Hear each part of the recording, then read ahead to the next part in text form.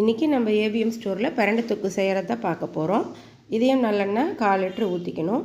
அதில் பூண்டு உரித்து வச்சுருக்கேன். ஒரு கைப்பிடி அளவு போட்டு நல்லா வதக்கிக்கணும். பூண்டு நல்லா கொஞ்சம் செவந்து வர அளவுக்கு வதக்கிக்கணும். அதுக்கப்புறமா பிரண்டை நல்லா க்ளீன் பண்ணி எடுத்து வச்சுருக்கேன். அதையும் போட்டு நல்லா ஒரு 10 நிமிஷம் வதக்கணும்.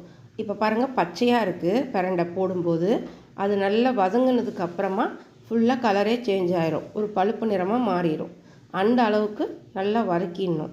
வதக்கினதுக்கப்புறமா இதை ஒரு மிக்சி ஜாருக்கு மாற்றி அது கூட வரமிளகாத்தூள், 1 ஸ்பூன் மஞ்சத்தூள், கொஞ்சமாக உப்பு, அப்புறம் நம்ம கெட்டியாக கரைச்சி வச்சுருக்கிற புளி ரொம்ப தண்ணி மாதிரி கரைக்கக்கூடாது, கொஞ்சம் நல்லா கெட்டினா கரைக்கணும். அந்த புளியை ஊற்றியே நம்ம அரைச்சிக்கலாம். தண்ணி சேர்க்க வேண்டிய அவசியம் இல்லை. பாருங்கள், கரைச்சி வச்சுருக்கேன். அந்த புளி ஊற்றி தான் அரைக்க போகிறேன். நம்ம பாதி உப்பு தான் இப்போ போட்டு அரைக்கும்போது போடுறோம். மீதி உப்பு நம்ம அடுத்தது அரைச்சதுக்கப்புறம் நம்ம மறுபடியும் ஒரு தாளிப்போம், அப்போ போட்டுக்குவோம் மீதி உப்பை. இப்போ இது கூட மஞ்சத்தூள், வரமிளகாத்தூள், புளி, உப்பு எல்லாம் போட்டு நல்லா நைஸாக அரைச்சி எடுத்துகிட்டு வந்துடணும். இது மிளகாத்தூள் நம்ம ஏவிஎம் மசாலா அரைக்கிற வரமிளகாத்தூள் தான். நல்ல கலராக நல்லா காரமாக இருக்கும். அப்புறம் இதுக்கு கடுகும் வெந்தயமும் தனியாக வறுத்து எடுத்து அதை நைஸாக பொடி பண்ணி வச்சுக்கணும். அது நான் எப்போவுமே ரெடி பண்ணி வச்சுருப்பேன். நான் டெய்லி தொக்கு செய்கிறதுனால அதை ஆல்ரெடி கொஞ்சம் வறுத்து அரைச்சி ரெடி பண்ணி வச்சுருக்கேன். இப்போ பாருங்கள், அடுத்தது மறுபடியும் வடைச்சட்டி வச்சுட்டு மறுபடியும் 1/4 லிட்டர் எண்ணெய் ஊற்றி கடுகும் உளுத்தம்பருப்பும் புரிஞ்ச உடனே கொஞ்சம் கருவேப்பிலை, கொஞ்சம் கிள்ளி போட்ட மிளகா, ஒரு கைப்பிடி அளவு பூண்டு, கொஞ்சம் பெருங்காயம் போட்டு நல்லா செவந்து வறுத்த உடனே ஆட்டி வச்சுருக்கிற பிரண்டையை எடுத்து இதோட போட்டுக்கணும்.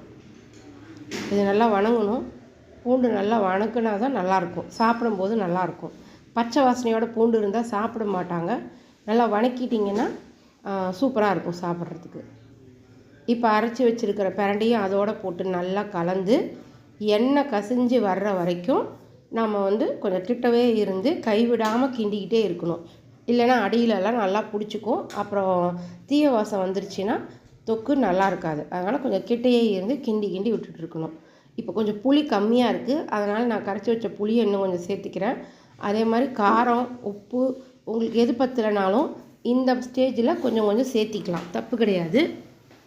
அது சுண்டும் போதே அதுவும் சேர்ந்து உங்களுக்கு மிக்ஸ் ஆகிக்கும்.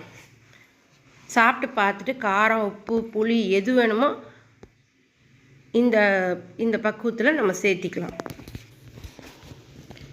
இதுக்கப்புறமா பார்த்திங்கன்னா கொஞ்சம் கடுகு தூளும் கொஞ்சமாக வெல்லமும் போட்டு இறக்கணும்னா பிரண்டை தொக்கு ரெடி ஆயிரும்.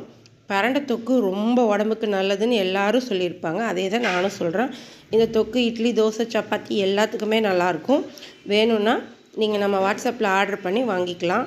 இது மட்டும் இல்லாமல் நம்மகிட்ட கொத்தமல்லி தழை தொக்கு, புளியோதரை தொக்கு, அப்புறம் சின்ன வெங்காய தொக்கு, புதினா தொக்கு, இப்போ பிரண்டை தொக்கு, இது எல்லாமே நம்மகிட்ட ரெடியாக இருக்குது.